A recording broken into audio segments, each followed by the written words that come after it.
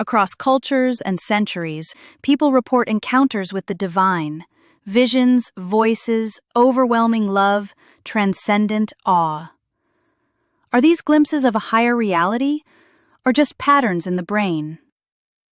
Theon, you begin. The experience of God is among the most widespread and deeply transformative phenomena in human history. From Moses at the burning bush to the mystics of medieval Christianity, from Sufi poets to modern near-death experiences, people across time, geography, and culture report encounters that radically reorient their lives. These are not isolated hallucinations. They often come with moral clarity, overwhelming beauty, and lasting psychological healing. William James, in the Varieties of Religious Experience, noted their striking consistency across traditions and their power to reshape character. If even one of these experiences is genuine, if even one person has truly encountered something beyond themselves, then materialism is false. A single data point changes the whole map. Of course, not every spiritual experience is valid, just as not every eyewitness is reliable. But when millions across history describe the same pattern, a presence beyond them, often described as light, love, or holiness, we should not dismiss that as brain noise. Science has tried to reduce these experiences to neurology. It's just the temporal lobe. It's just serotonin. But this commits a category error.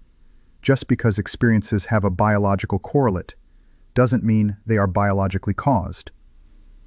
When you see a sunset, neurons fire in your brain, but that doesn't mean the sunset is inside your skull.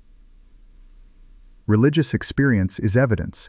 It is subjective, yes, but so is all conscious perception, and the consistency, depth, and fruit of these encounters point not to delusion, but to something real. Religious experiences are real, but that doesn't make them true. People experience all kinds of powerful mental states: visions, voices, euphoria, terror, a sense of oneness.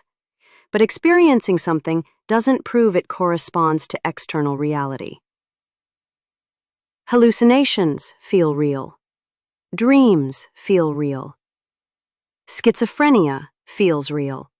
LSD trips can feel more real than reality. What do all these have in common? The brain.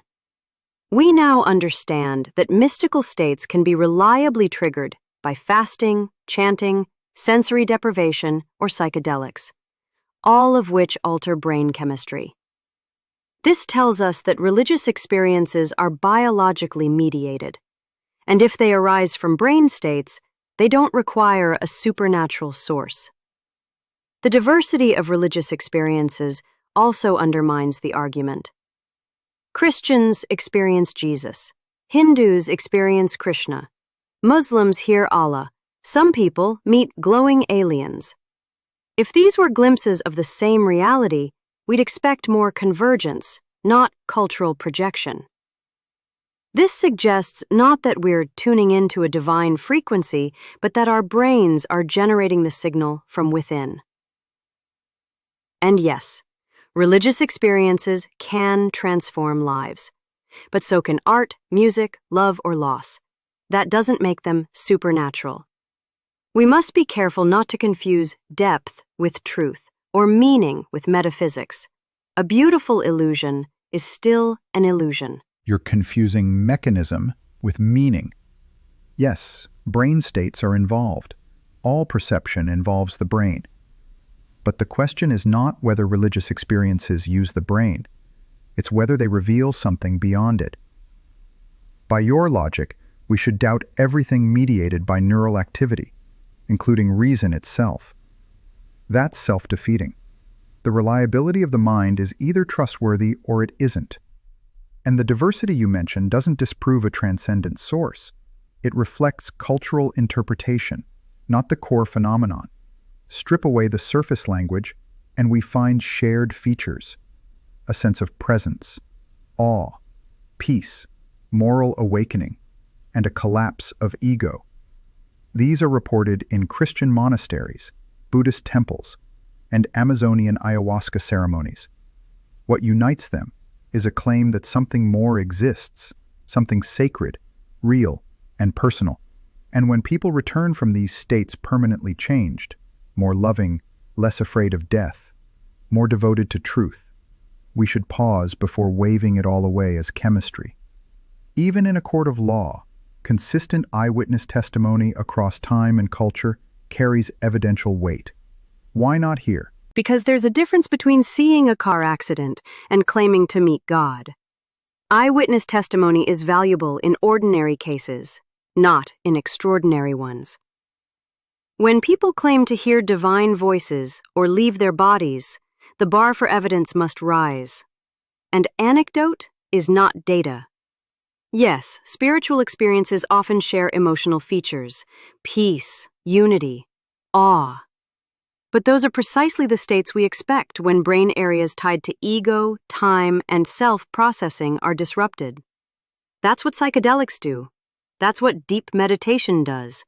That's what electrical stimulation of the temporal lobe does. The cross-cultural similarity proves the brain's role, not God's. As for moral transformation, it's real, but it cuts both ways. People also kill in the name of visions. They reject science, demonize outsiders, or martyr themselves because they believe their experience was divine. Powerful feelings are not evidence, they are persuasion. And if you're saying, even one true experience disproves atheism, I'll say this. If even one hallucination is possible, even one cultural delusion, then the argument from experience collapses. If you want to see the full debate, including every topic from fine-tuning to morality, consciousness, and more, tap the link on your screen now and watch the complete Does God Exist debate.